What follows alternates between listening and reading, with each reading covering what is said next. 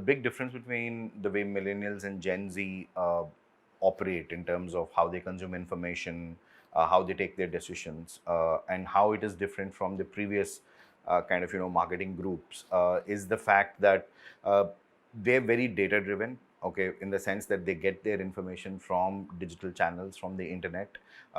They have multiple sources of information.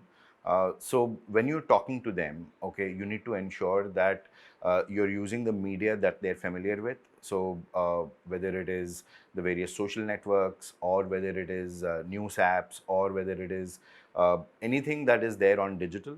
The moment something is on digital, attention spans are smaller, and people tend to consume very selective information. So it needs to be bite-sized information. Also, it needs to be extremely personalized. So I think if you're talking to millennials, you can't have this large story that you're telling in a large format, which earlier generations were very, they were very relaxed, and they would, consume that kind of content, sit back. Millennials are on the go. They have low attention spans. Uh, they want stuff that is highly relevant to them. So highly personalized, bite-sized information is what you need to put out there to kind of capture their attention. I think the millennials and Gen Z have grown up in an area where there has been a information asymmetry that has happened in the favor of consumers.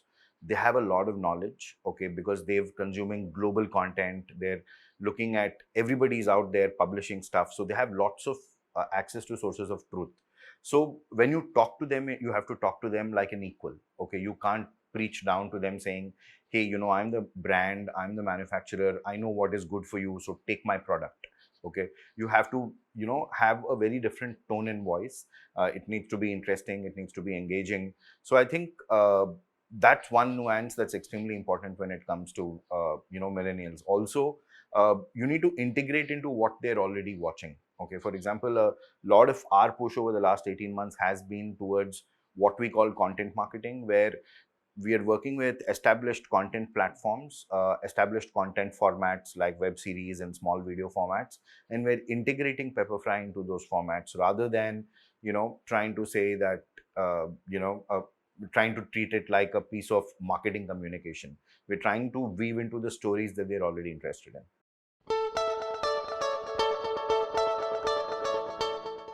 I think the ability to micro-target consumers that all the large digital marketing platforms give us. So, for example, we know the age of the people who are going to watch a certain piece of content. We know where they're located.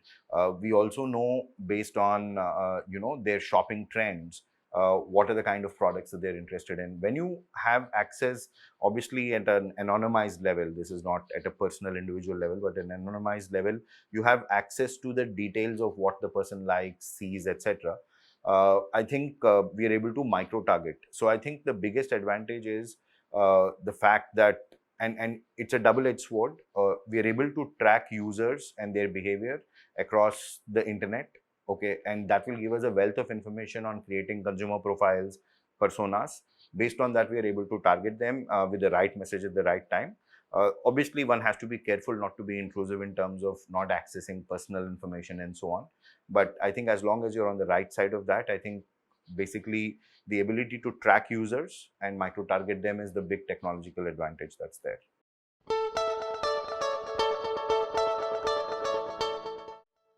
I think you don't really have a choice. I think technology is available for everybody to access. Okay, somebody might access it today, somebody might access it 5 days from now. So technology is kind of a level playing field almost now. So for your brand to stand out, for your offer to stand out, for the consumer to appreciate your offering better, you need to have that unique idea which will stand out in their perspective. But they both go in hand. Technology and the idea go in hand. You can't have a great idea and not adopt technology. Okay, if you try to have a great idea and you just stick to traditional media, you won't be able to target them smarter in a smarter fashion. So you need to have both of them going hand in hand.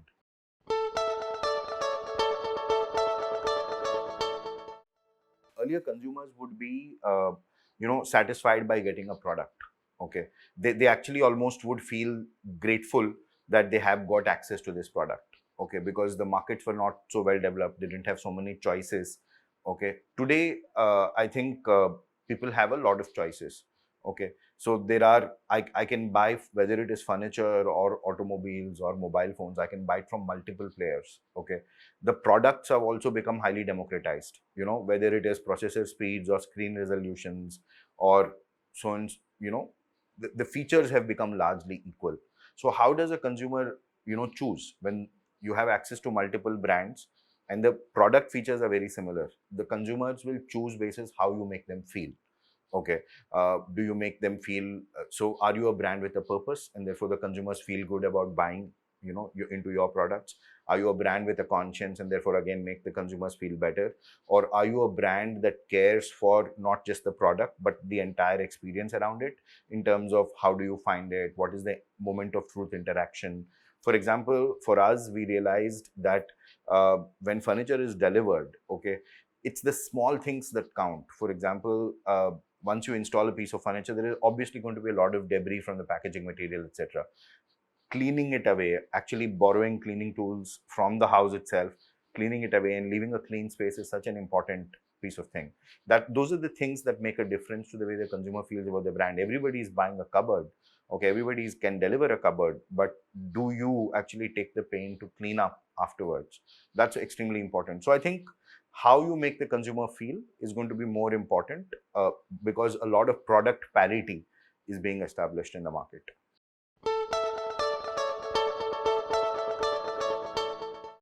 No, I think in all marketing, and it's been true for 200 years, truth is extremely important. Okay. You should not claim stuff that you are not able to deliver to. You should not, misrepresent your product. Okay. And therefore, it's extremely important that you're setting the right expectations upfront. Okay. And often, especially in a highly complex category, let's say like furniture, often there will be a mismatch. I'm not saying that you can't avoid a mismatch. You can promise 100% on time delivery with absolutely not a single scratch on the piece of product when it is delivered to you, but it won't happen every time. It might, 1 2 3% of the times you might have situations where it will happen. In those situations, you have to be genuine. You have to accept your error. You have to go back and try to fix it for the consumer. So that is the approach that we take. Okay, tell the truth upfront. You will make mistakes. Sometimes the experience and the expectation won't match. Okay, we might fall short, but our attitude should be of honesty to go out and fix it. And I think consumers will recognize it. I think one of the things that's become extremely important is that a brand can't be static. It can't, I mean, if you define your brand as standing for something, you need to keep evolving very quickly. And I think today that cycle is 2 to 3 years. Okay, I don't think you can really get the benefits of a brand's positioning for more than 2 3 years, because new customers are entering the fold. Okay, uh, consumers mentally tend to shift because their experiences are changing so often. Media that they consume, the travels that they do, nobody is the same person that they were 2 3 years ago. If you switch back a generation, people were the same person from the age of 31 to 39. They were probably the same person, but today that it's not the same thing. So I think the brands need to keep evolving. They need to move with the times in terms of keeping up with expectations. So I think a conscious focus on keeping track of where the consumer is, what the new expectations are, and being able to deliver to that is what will help brands stay relevant.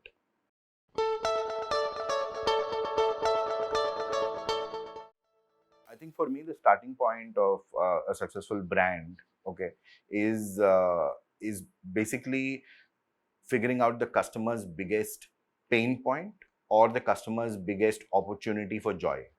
Okay, uh, in any product that somebody is buying, there will be multiple reasons why they're buying that product, but there'll be one most important reason. And I think identifying that, okay, and figuring out how your brand fulfills that is, I think, number one. Okay, for us, for example, uh, you can sell furniture on the basis of fantastic designs.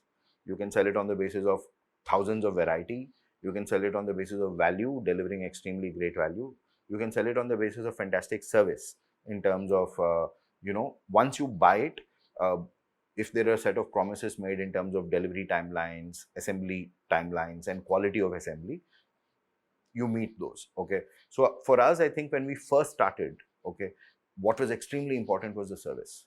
because as an unknown brand, the thing that most people can come online and they can see the value that we are giving. They can see the prices, they can see the variety, okay, they can see the great designs, but they don't know how the service will be. So for us, we decided that the brand's first pillar, okay, when it's going out into the market, will be built on service. So a lot of our advertisements focused on the delivery aspect, it focused on the assembly aspect. It did not focus it focused on the it did not focus on so much on value or variety. Some of the later campaigns started to pick that up. So I think identifying the biggest pain point or the biggest opportunity for joy is the number one step. Number two step for successful branding is uh, creating a distinctive brand asset. Okay, now a brand asset can be visual, like a very stylish logo, okay, or it could be a tagline. For us, for example, happy furniture to you is a tagline that is very memorable. People can easily, I mean, they don't have to hear it 100 times to remember it. I think people register it right up front because it is such a common line, happy birthday to you, okay. And because of our, even pepper fry as a name is very distinctive. It's not furniture something plus plus, okay. So so when you're able to create a distinctive brand asset, like a distinctive brand name and a distinctive tagline, and you bring them together, you're bringing up the opportunity for both noticeability and memorability. So I think that's the second pillar. So once you identify the big pain point, number two, create a distinctive brand asset that can be associated as a solution for that pain point. And number three, I think people underestimate the strength of media when it comes to how your brand develops. Okay, so it is great to create a great brand idea and a great value proposition and a great positioning statement, but how do you actually take it to consumers in terms of the various channels that you use, etc. So I think that would be the third thing that's most important in terms of identifying the right media. I was just speaking to somebody earlier in the day about when they were asking for some advice, and a lot of questions were around how to take their brand to market. And to me, the real solution lay actually in uh, where is your audience. If your audience is a person who's looking for a certain product or service, where are they, and does your media follow your audience? I think that's the most important thing. Obviously not. I think which is why we are a platform play. Okay, so just from our offerings perspective, we are a marketplace offering where really small manufacturers doing uh, very art oriented stuff. Okay, they're selling highly handicrafts on the site, and at the same time we have mass manufacturers who are doing fairly standard stuff being done at extremely low cost. So we're dealing with both the high end premium end of the market and the mass. So obviously and we have hundreds of merchants, hundreds of thousands of merchants who are selling on our site. The reason we have that setup is because just from an offerings perspective, I think it's impossible to kind of create one offering that will serve to a large market like India. You need to have every merchant is an offering for us, okay, and every merchant brings his unique designs, unique price points, and therefore you need to have that really wide perspective. uh, Even in terms of go to market, for example, uh, there are huge nuances in terms of how different parts of India react in terms of the type of designs that they're looking for, the kind of value that they're looking for, and therefore you need to adapt your offering to each of the geographical areas. So I think a one size fits all works only if you're targeting a very narrow geography or a very narrow consumer segment. But if you want to capture a larger share of the pie like we do, okay, you need to have an approach both from a product perspective and from a service perspective which is much wider.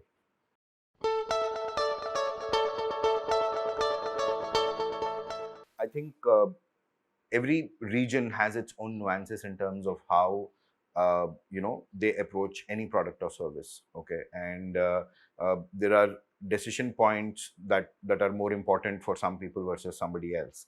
So let me take an example from furniture again.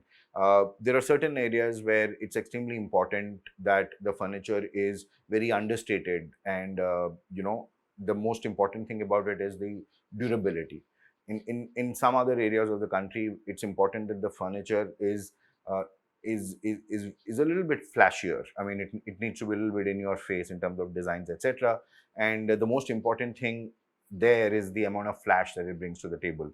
they're willing to change it after 3 5 years, much faster. So they're not really concerned about durability, but the trendiness or the design becomes more important.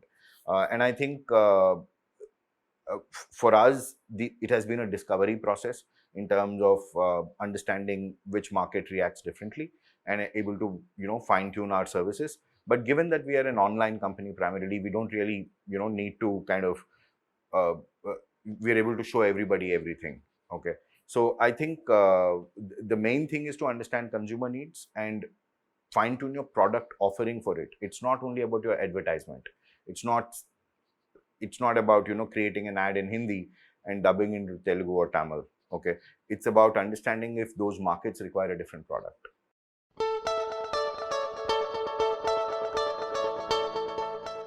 The southern market is extremely important for us. Bangalore is our largest market, and Hyderabad and Chennai are markets number 4 and 5 for us. So, in the top 5 markets for us, 3 of them are from the south. Okay, north, west, and east together have just 2 of the top 5 places. So, south is an extremely important market for us. It's primarily because I think the nature in which the southern market, especially Bangalore and Hyderabad and parts of Chennai, have evolved in terms of very technology savvy consumers, consumers who potentially have had a lot of global exposures because of their jobs, primarily in the technology field. They're much more comfortable with online buying. They're early adopters of technology, whether it is online payment methods or whether they're comfortable with receiving an online service. So for us, South is an extremely important market for these reasons. Uh, Obviously, when we look at how we service the market, we've done real changes on the ground. For example, we one of our largest hubs in terms of actual distribution and warehousing is in Bangalore. We're actually in the process of modernizing it and expanding it and building a much larger center in Bangalore so that we can serve the market much faster. A lot of our merchants will store their inventory with us in Bangalore so that we can hit both Madras, Chennai, and Bangalore markets very, very quickly. So those are some of the things that we are changing, which is on the ground. From a branding perspective, I think that for us, for Pepperfry specifically, our consumer is what is traditionally called in marketing terms NCCS A consumer across the country. So there, a lot of their likes and dislikes tend to be similar, whether the consumer is in Pune or Hyderabad or even for that matter Bangalore or Chennai, and therefore from a pure branding and communication perspective, we kind of follow a metro city methodology. So a lot of our marketing is focused on the top 8 cities, and within the top 8 cities, it doesn't differ too much.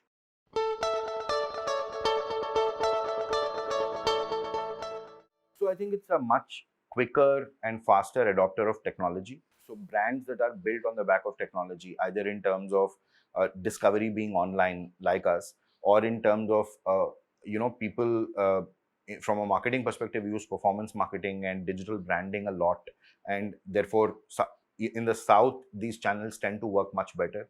We get much better ROI from digital marketing efforts and from digital branding efforts in the south. So that's really the big difference that's there.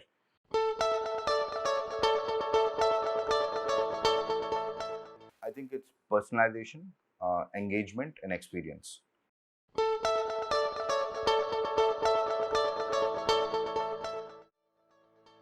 We plan to improve our omni-channel footprint. We are an online and offline player, and our offline footprint is going to expand 3x.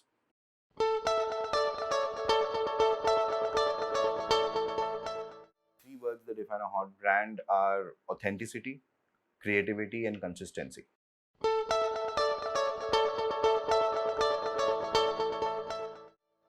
I think the recent Nike campaign on Women's Day is a really powerful campaign in terms of very moving in terms of generating a very positive emotional response.